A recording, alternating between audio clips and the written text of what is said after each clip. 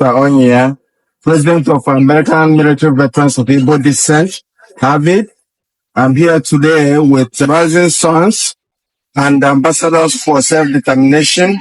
We're in the state capital to bring our concerns to the American folks that Nnamdi Kanu need to be released now. A lot of people have talked about him being unjustly incarcerated for nothing. He is not the problem of Nigeria. If anything, he's the solution to solve Nigerian problems. We're asking President Tinubu, just like we asked President Buhari, that got him in the first place, to release him. They have not done anything to anybody. All right. So today is the 21st day of April 2025. And as we all know, that Nnamdi Kanu will appear in court on the 29th day of April 2025. That is next week, Tuesday. So I beg you once again to do well to subscribe to this channel, because I'll bring you the informations of everything that will happen that day and afterward. All right. Now, today we got this information. If you know this man, of course, I'm going to show you the video. He was one of Nnamdi Kanu's lawyer from the US. So I guess now that he has contacted some other lawyers from the United States, and they are now speaking and sending a message to Tinubu to release Nnamdi Kanu. All right, so please, I don't want to talk too much. I'm going to allow you to watch the video and hear what they say. Hopefully, let's just keep our fingers crossed that as Nnamdi Kanu appears in court on the 29th day, that he will be released. Let's keep our fingers crossed. As I always tell you, that even if they don't release him that day, that certainly one day he's going to be released. I'm very optimistic and I'm very sure of that. All right, so please, let me not waste your time. Let me allow you to watch this video, and then as you're watching it, drop your comment on the comment section what you think about it. All right, and also do well to subscribe, because on this channel I get to the informations of everything that is happening. Don't also forget that next month, the month of May, that Simon Ekpa will appear in court in Finland. I will also bring you that information. That is why you need to subscribe to this channel. So please watch this now. On this note, we are reminding the world about what happened in January 2017, when inauguration of Donald Trump was celebrated in Port Harcourt, and the Nigerian government shut down and killed over 27 young youths of Igbo descent, IPOB young stars, for doing nothing but cheering up the president of their choice. This happened and nobody have been brought to account for that. We are asking that the government of the United States under Donald Trump, president, to look into that massacre, because it was democracy that was being celebrated, and those youths were happy, rejoicing that such a good thing happened, and the military went and killed them all like chickens. We continue to ask, what is it that you're holding Nnamdi Kanu for? And we believe, as a British citizen, the British government's hand is in it, because Nnamdi was discussing about the atrocities they're doing in Nigeria. They don't want any development in Nigeria. Everything that we are doing is what Nnamdi was preaching on, and everything he have said before have happened today, and it's still happening.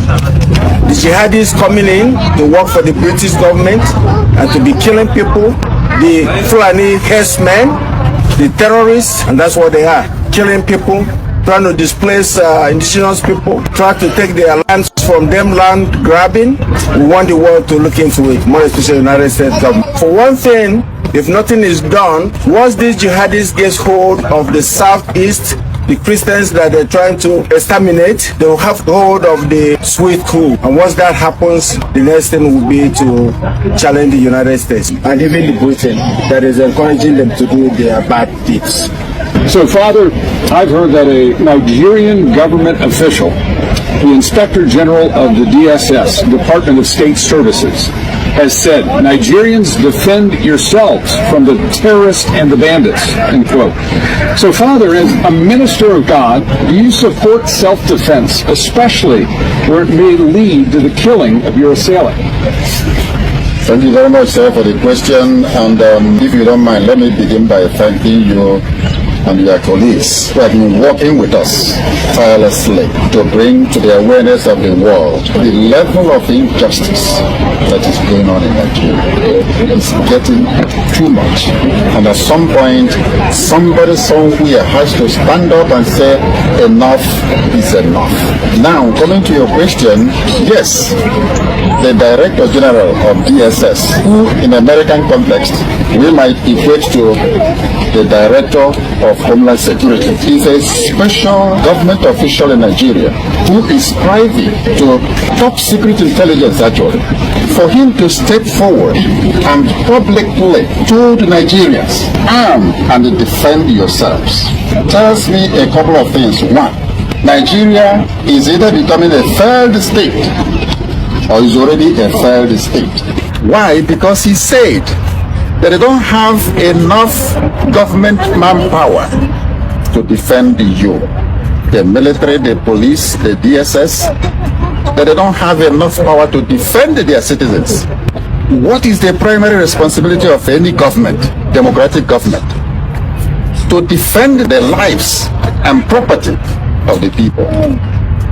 So, for the director of DSS to say we don't have what it takes to protect you Nigerians, it means that they are incapacitated. Self-defense is a natural phenomenon.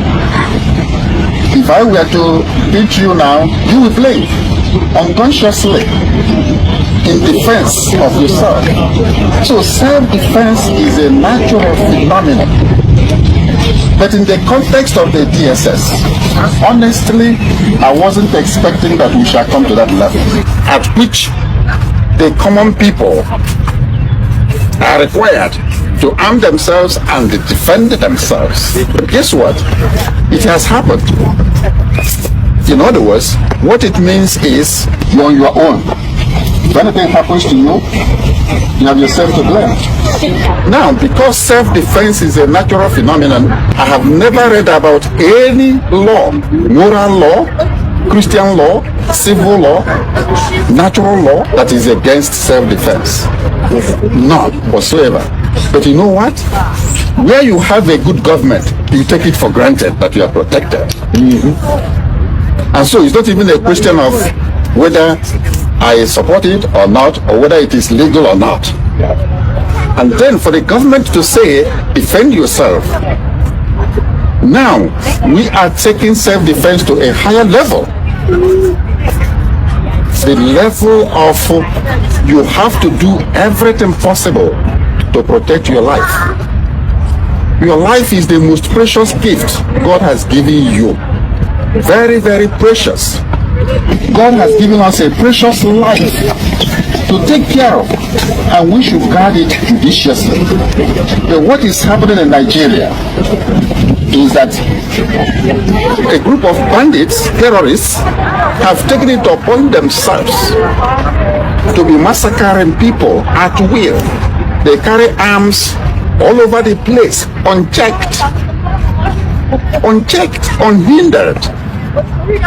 And they are decimating ethnic groups in the name of herders, farmers, clash, rubbish. There is more to it. There is a hidden agenda, and that is ethnic cleansing and religious persecution. That is what has been going on. At this point in time, I will actually go the extra mile to advocate for self-defense. And people should defend themselves. And I'm asking my people, you cannot waste the life, precious life God has given you. You must defend it. Because there's no way. It has come to that. If the government tells you to defend yourself, defend yourself. That's what I will tell my people. And then I will ask our brothers and sisters in diaspora, especially here in America, who are from Igbo descent, Igbos here in America and Europe, organize yourselves, raise money, and make sure that your respective communities at home are protected. Have a very working vigilante groups, and make sure that your communities are protected. The time to pretend that everything is okay back home in Nigeria is gone and may never come back. until that country disintegrates. Because honestly, a failed state, the only solution to a failed state is disintegration. To your tents, so easy. Everybody should go and take care of themselves. From the local communities, maybe to the regional level. And guess what? This is exactly what Nnamdi Kanu has been preaching for more than 10 to 15 years. That these people are coming, these are mercenaries sponsored by the Fulani hegemony to decimate the rest of the ethnic groups in Nigeria, and the government has done little or nothing to stop that. And to our greatest embarrassment, or even being fair to them, they have now told us officially that there's not much they can do. So, Bruce Fine, as a constitutional lawyer and the International Council for Nnamdi Kanu, and you visited Nigeria many times. Your client has served over 5 years in prison. What is Nnamdi Kanu's current situation, and how has the current state of the Nigerian constitution and the rule of law affected Nnamdi Kanu's freedom? Well, thank you for that wonderful question.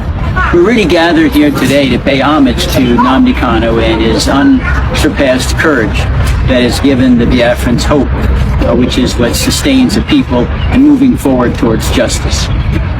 Nnamdi Kanu was victim of a crime.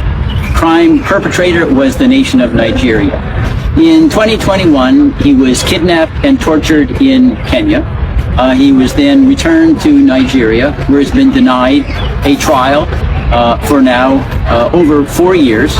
I helped precipitate a ruling from the working group on arbitrary detention in Geneva, holding very unambiguously and calling for the immediate and unconditional Nnamdi Kanu, because the government of Nigeria had violated 16 human rights covenants that were binding on all nations, whether they accepted them or not. The Nigerian government has flouted that decree now for almost 3 years.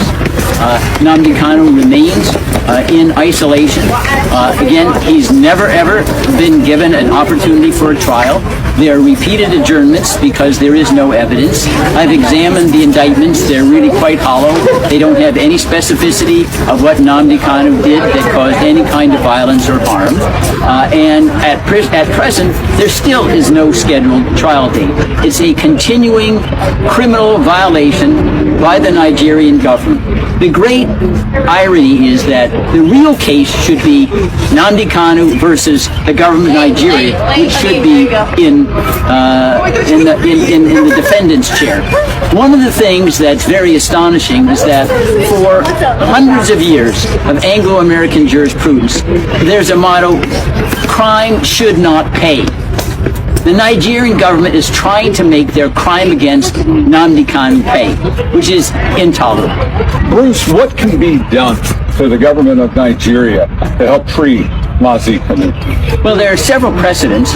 One, during apartheid, South Africa was suspended from the United Nations General Assembly until Nelson Mandela was released. And there's nothing that prevents petitions now to the United Nations General Assembly insisting that Nigeria be suspended until they release Nnamdi Kanu. That's one possibility. Another would be if you had the president issue an executive order says there are going to be no Nigerian visas to visit the U.S. until Nnamdi Kanu is released. That would impress upon all Nigerians the penalty they're paying because the government is being so lawless and tyrannical. There are other options, like having an international arms embargo on Nigeria until Nnamdi Kanu is released, having very, very high tariffs on anything sold by Nigeria until Nnamdi Kanu is released. These are financial pressures. They've been utilized in other countries in the past. It's a matter of political will, not law. Chief Ugana, how do the attacks on the Christian community and the continued injustice faced by Nnamdi Kanu serve as a serious warning sign for all Nigerians about the state of justice and freedom in the country? You know, that's an excellent question, and thank you for posing that. I want to tell you a short story. I've been going to the region for 20 years. And the first 10 years that I was there, it was quite peaceful, at least in the southeast. Some of this was brewing already in the north, but in the southeast and the spaces where I was at, with the Igbo, quite frankly, was fairly peaceful. And then, right around the time, actually, when they put Nnamdi Kanu under chains, things blew up. And more than that, I think when people in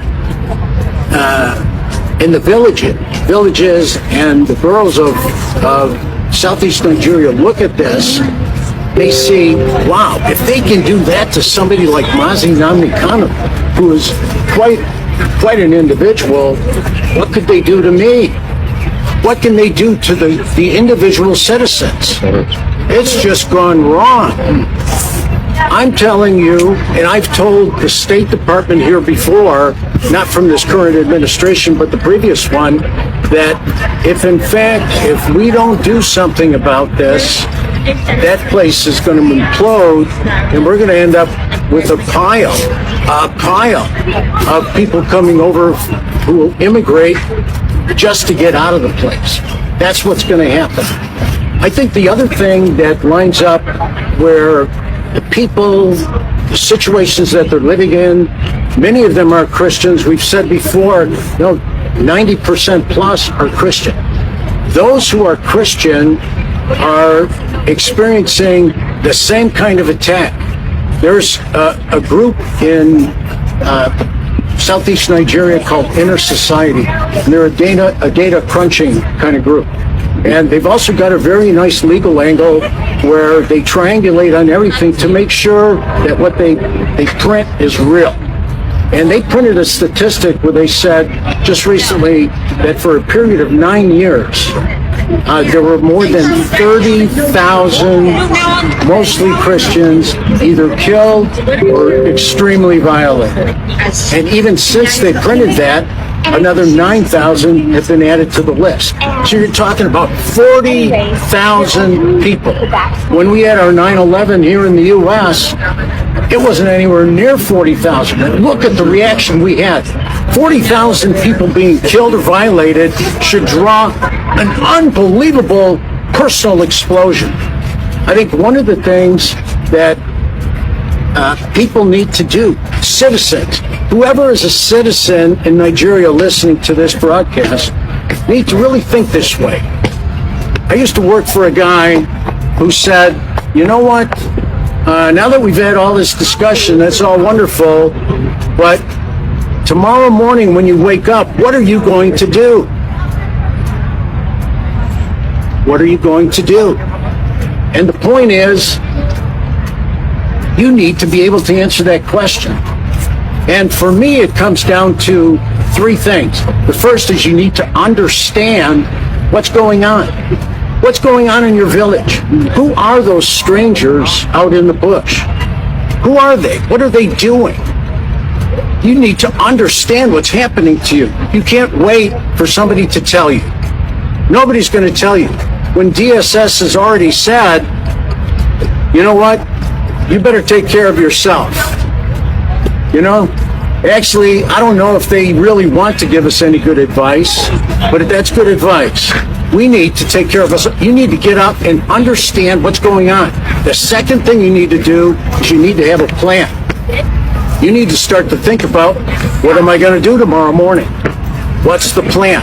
I need a plan. And the third thing you need to do is take it personal. Now, you might say, what's this white chief? How many white chiefs do you see with a red hat?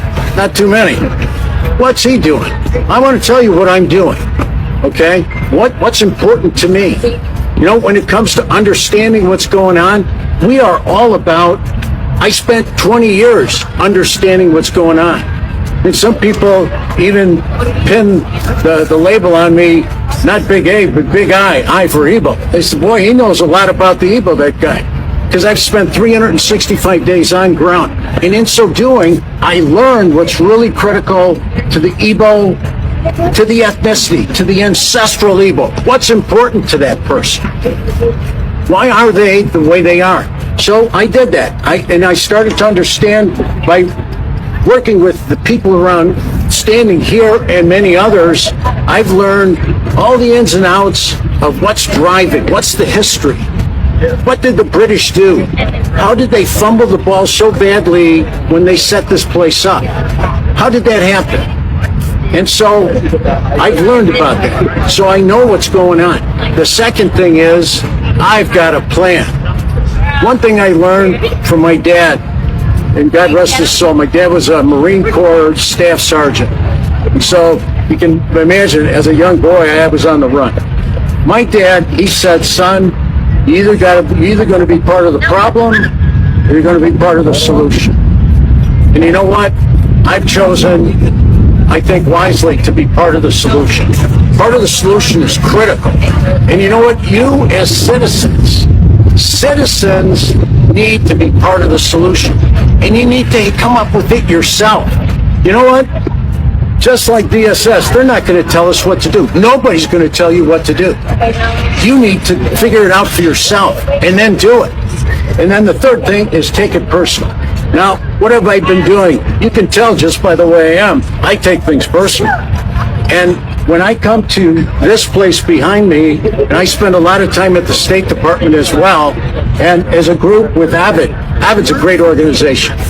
Avid, with that group, we've spent a lot of time in the halls of Congress, knocking on the doors, talking with people. When we're with those people, what we're doing is we're taking them through the same 3 steps. United States government, you actually don't understand what's going on in Africa. Listen to us. We'll tell you what's going on. It's an ancestral place. And what happens is when they abscond with somebody who's iconic in the society. I mean, Nnamdi Kanu is iconic. When they put somebody like that in chains and just throw away the key, which they've done, they've thrown away the key. We should be taking that personal. And once again, if they can do what they're doing with him, they're doing with us, and that's when the 40,000 Christians that they've got on the run. There's another little bit of data you ought to know about.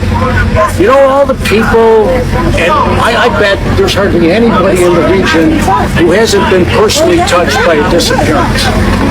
You've got family, friends, fellow villagers who've been absconded with, they've been stolen. Everybody knows what I'm talking about. You know what's going on. Well, what happens is we need to tell the people in these powerful places, because they have a lot of control. I think you've heard quite a bit of wisdom about what the U.S. government can do. But for sure, the U.S. government needs to understand that if these 3 questions don't get answered, also by the United States, understand, have a plan, and take it personal, one day it will come to our shore. One day that place will just turn into a mess. And we need to make sure that it doesn't come to our shore.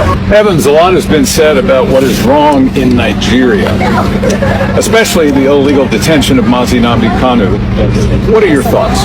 Well, I can tell you that we've heard an earful about the evil and atrocities going on in Nigeria. But one thing about evil is that it's really perpetrated by a few, because there are all good people everywhere.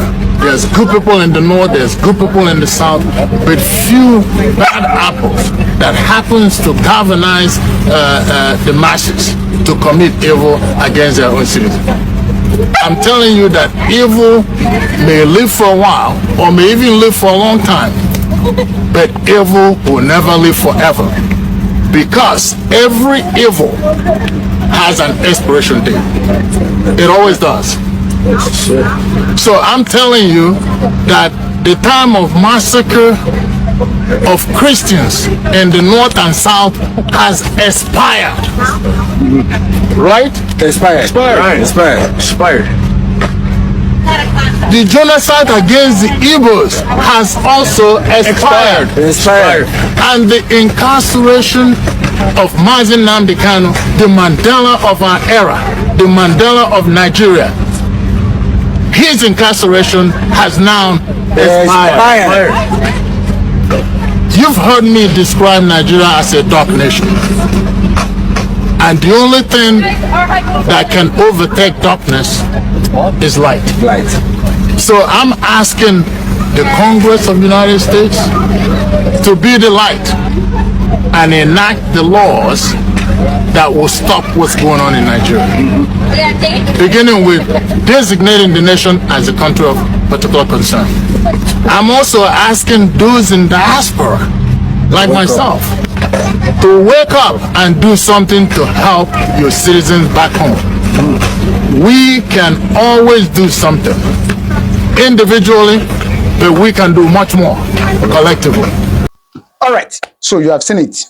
What do you think? Please do well to drop your comment on the comment section, all right? I'll see you in my next video. God bless you.